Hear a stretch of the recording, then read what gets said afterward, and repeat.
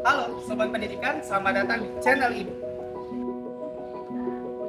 Channel yang membahas tentang pemasaran, bisnis digital, teknologi, dan pembelajaran menarik lainnya.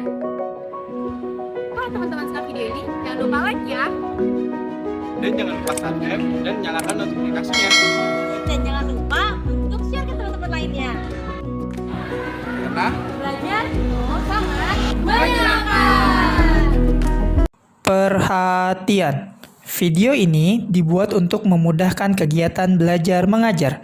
Silakan digunakan sebijak mungkin tanpa merubah atau mengganti konten video yang ada dalam video ini tanpa seizin channel ini. Selamat menyaksikan.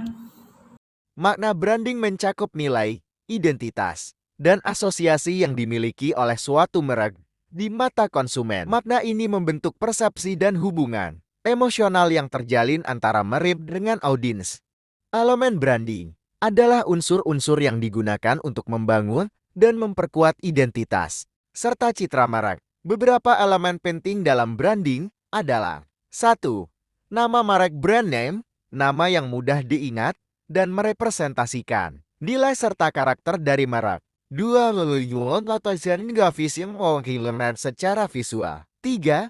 Tagline, kalimat singkat yang menggambarkan nilai atau pesan merek. 4.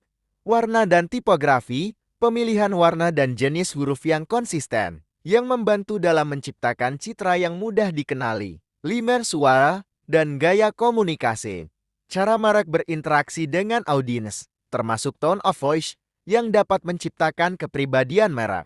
Manfaat branding memiliki sejumlah manfaat, antara lain 1. Meningkatkan pengakuan. Merek yang kuat lebih mudah dikenali oleh konsumen, yang membantu membedakannya dari pesaing. 2. Menciptakan kepercayaan. Merek yang konsisten dan memiliki reputasi baik dapat membangun kepercayaan di mata konsumen. 3. Meningkatkan loyalitas konsumen. Konsumen cenderung lebih setia pada merek yang mereka percayai dan yang sesuai dengan nilai-nilai mereka. 4.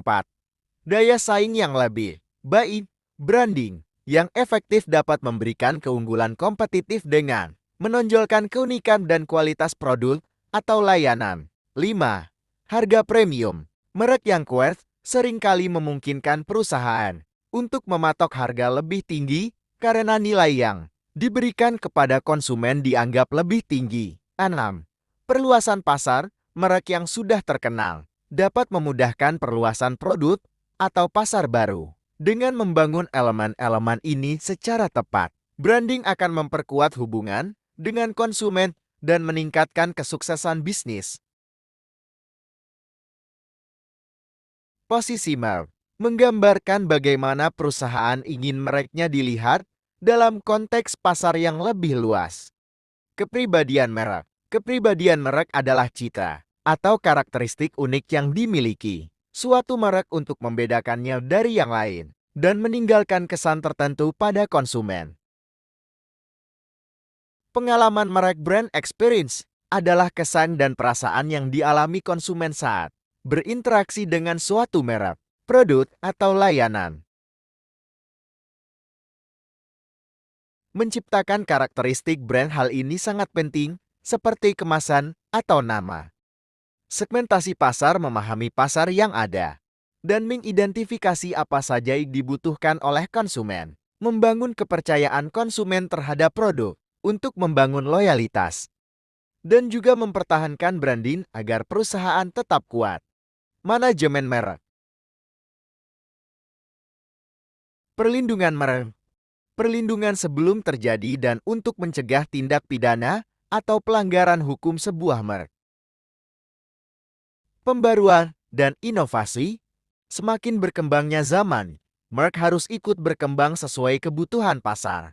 Maka dari itu sebuah brand perlu untuk melakukan inovasi.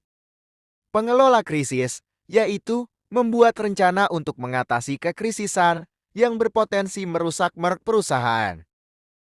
Pengukuran keberhasilan branding. 1. Kesadaran merek, sejauh mana konsumen mengenali dan mengingat merek. 2. Loyalitas merek. Seberapa sering konsumen tersebut membeli produk merek tersebut. 3. Nilai merek. Seberapa besar kontribusi Merck terhadap pendapatan laba perusahaan? Dan apakah dapat mendukung harga produk lebih tinggi dibanding Merck pesaing? Dan berikut adalah jenis-jenis Merck. 1. Manufacturer brand. Merck perusahaan adalah suatu perusahaan yang memproduksi barang atau jasa. Contohnya. 2. Private brand. Merck yang dimiliki oleh distributor atau pedagang dari produk atau jasa. Contohnya. 3. Generic product. Produk yang dipasarkan tanpa merek atau identitas yang membedakan dengan produk lain, baik dari produsen atau pedagang. Contohnya.